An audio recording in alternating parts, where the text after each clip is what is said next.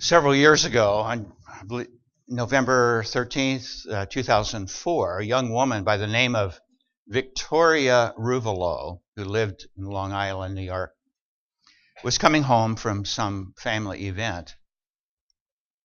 And coming in the other direction was a car full of kids, teenage boys, up to no good. They had stolen a credit card and they had bought some stuff, and among the things they bought was a frozen turkey. And as the two cars crossed each other on the road, an 18-year-old boy by the name of Ryan Cushing threw the frozen turkey out the window. It hit the windshield where Victoria was driving. There was someone next to her who was able to get her foot off the accelerator and steer the car off the road so they weren't killed. But when that frozen turkey came through the windshield, the damage to her was immense. It crushed part of her face, her eye socket, left some brain functioning damage, at least for a while. Her esophagus was collapsed, and she was severely injured. The young man who did this, of course, went in a trial. And Victoria Ruvalo knew that he was going to go to jail. That was pretty much a foregone conclusion. But she appealed to the judge to make it a light sentence. She got to know this young man. He was devastated when he realized what he had done. She got to know him, and she said publicly, "There is no room for vengeance in my heart." And so even though she knew that he had to pay the price of going to jail, she offered her forgiveness to him. A book was later written called No Vengeance, or something like that. No Vengeance in the title. The young man served his sentence. He said to her before the trial was over, "You have changed my life." And when he got out, he was active in going to high schools and teaching young kids like he had done. He taught in these high schools responsibility, doing the right thing, and making sure you didn't act out in the crazy kind of way that he had acted out. Isn't it interesting how we change another person's life? One of the great books of Christian theology that everybody reads, every minister reads if he goes to school, is a book with the title by Richard Niebuhr called The Responsible Self. It's still in print. It was published in 1962. Any book that was published then and is still being read today, you know it's a classic, it's important. The title explains it all, doesn't it? Just those 2-3 words. The Responsible Self, which is what our project is, you and I. This is the project of our lives. It starts when we're young and it ends at death. It never stops. We are constantly in process, in growth, in change to become a responsible self. Someone has said that in this process of trying to do that, the best among us, I guess Victoria Ruvalo might be called one of the best among us. We only do it about 70% of the time. So where does that leave you and me? Well, I'm kind of a 50% person maybe. maybe. And there are days when I don't even register at all to be a responsible self. Our story from the New Testament, I was having dinner Friday night with my wife, and she said, now what's the parable for this Sunday? And I said, well, it's the parable of the 10 bridesmaids. And she stopped eating and put her fork down, and she said, why? She said, I hate that story. That story doesn't make any sense to me at all. And I said, well, it's in the lectionary that I'm using for preaching through the parables. And she said, well, preach something else. Well, this is one of those parables that you have to read slant. You can't read straight. You have to read it slant, because if you read it slant and you made it literal, then you have 5 wise girls refusing to share. The foolish say, please share with us. We didn't know we were going to be here so long. We didn't know the bridegroom was going to be late. We didn't know it was going to be dark. We didn't know we were going to need oil. And we didn't bring any. Would you please share with us some of yours? And they say, no, there won't be enough for you and for us. Now, if you took that literally, which we can't, you would have to cut out the rest of the Bible, wouldn't you? Because the whole Bible is about living in a way in which our life is shared with other people. But here, the 5 wise bridesmaids say no. Well, let's look at the foolish ones first. The ones who were foolish were not prepared, were not a responsible self. They did not act out in a responsible way by bringing the oil. Give us what you have. Which is the story of our lives when we don't live responsibly. We say to others, you give us. You define us. You give and offer to us so that we don't have to do the work ourselves of becoming a responsible self. You see, you and I cannot live in this world by letting other outside voices tell us who we are. This is the challenge that we see all around us today when we see a shooter who goes into a high school and he kills 15 or 20 children in a classroom. We see this in the bomber who bombs buildings. We see this in the domestic terrorist. We see this in the mass movements around us. We see this in the hate groups. Who are these people? By the way, these hate groups have grown about 30% in the last 4 years.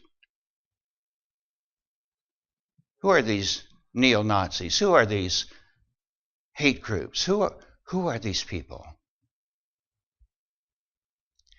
They are people who lack a sense of self. They don't know who they are.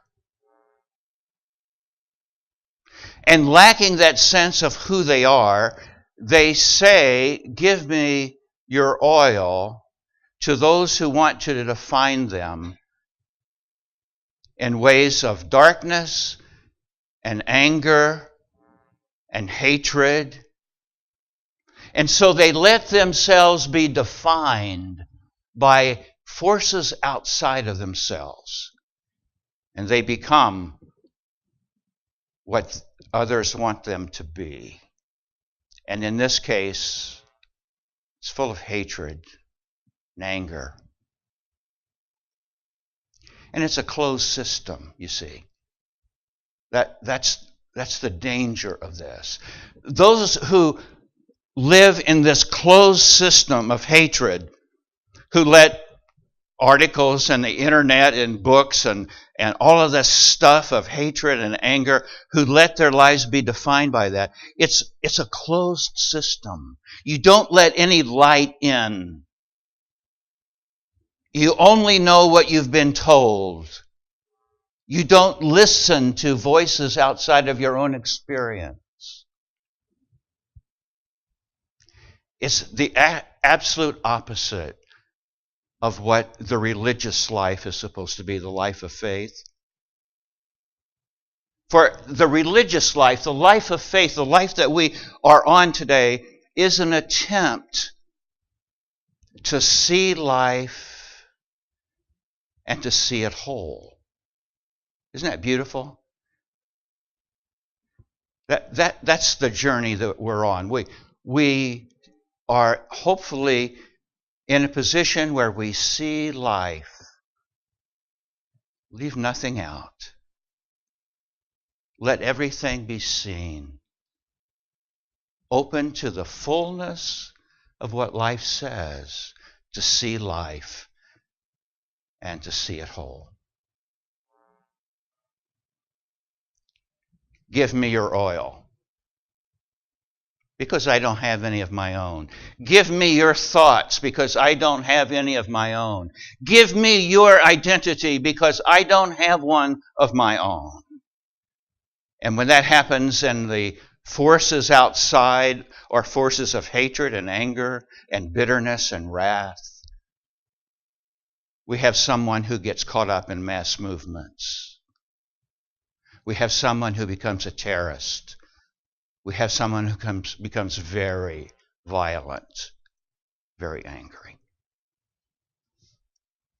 There was a naturalist one time who was on a trip into the jungle in Guyana, and he noticed a large number of ants who were walking in a huge circle.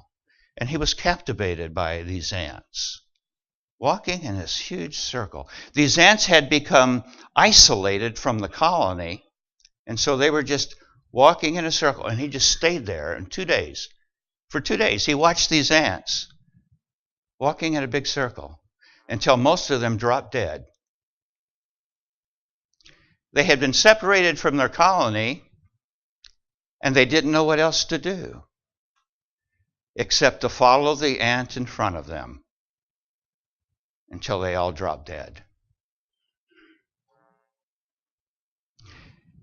The wise girls, the wise bridesmaids, said, "No, we will not give you our oil." Now, if you read this slant, as I'm trying to do with you today, perhaps we can understand that we can't really give to another person what they need to be and to do for themselves.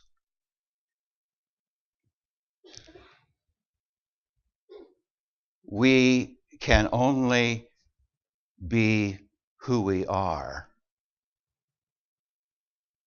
in the hope that they will find strength in that to be who they need to be. We call this overfunctioning when it's in a marriage or when it's in a parent-child relationship. When we try to tell somebody else what they need to do, how they need to be, what they need to wear, what they ought to think, and then to control. I remember when I was a kid growing up, my father and mother were not perfect. Far from it. I was not perfect. Far from it. I mean, as parents, we make a lot of mistakes. And one of the things we hope our kids do is someday forgive us. Every child ultimately has to forgive their parents, right?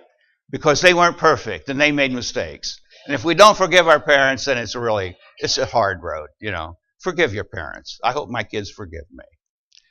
But one of the things that my father, I think, did right, when I brought my report card home and handed it to him, he might look at the deportment.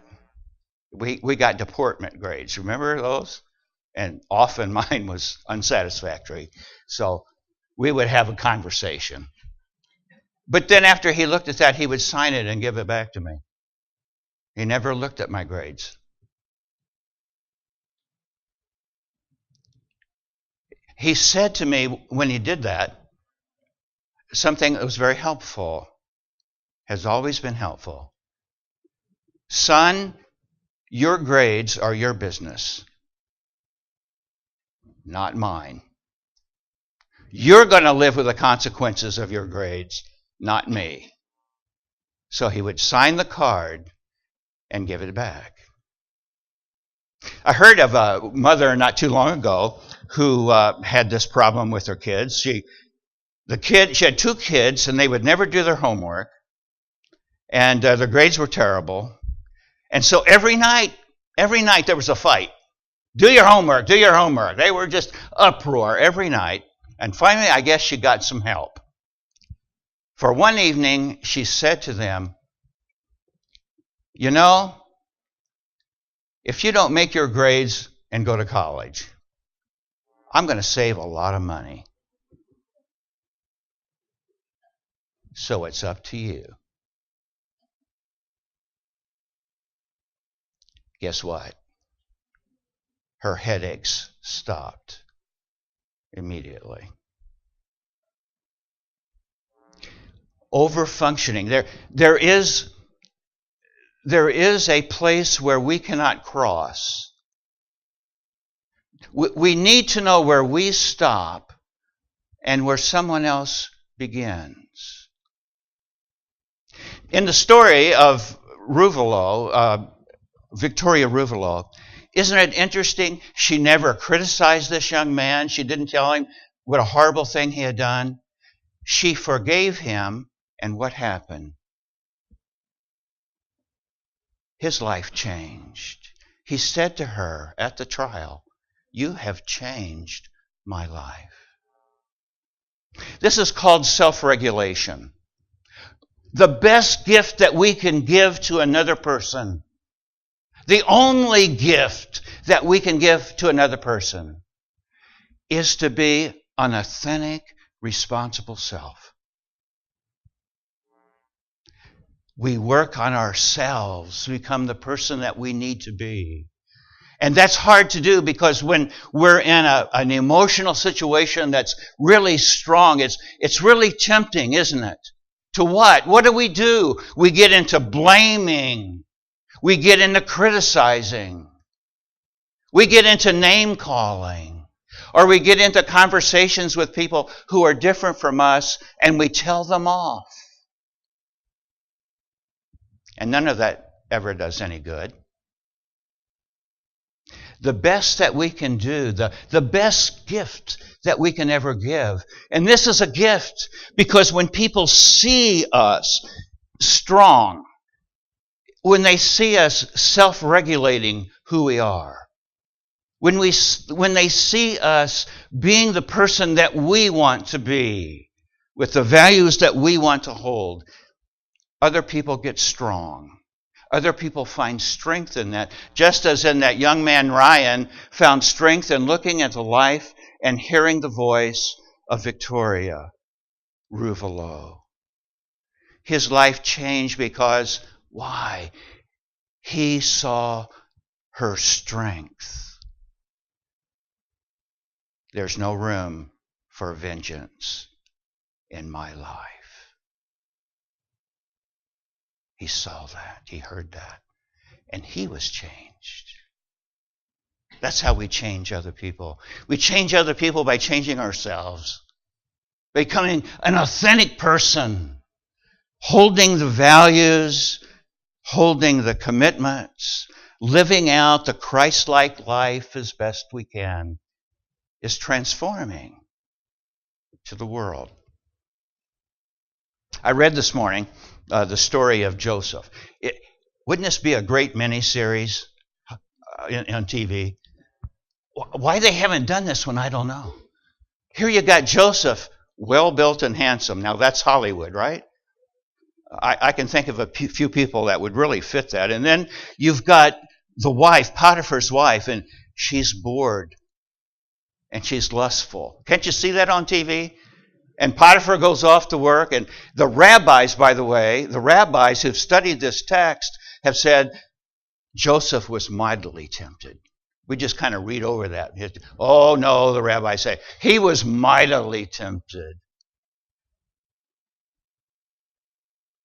Joseph had to make a decision beneath all of that stuff. Joseph had to make a decision. Who am I now? Am I a Hebrew? Or am I now an Egyptian?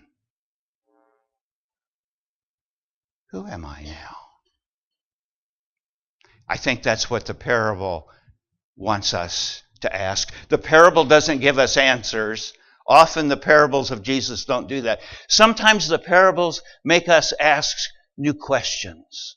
And the parable of the 10 bridesmaids, maybe that's what it does to us today. Who am I now? And who do I want to be?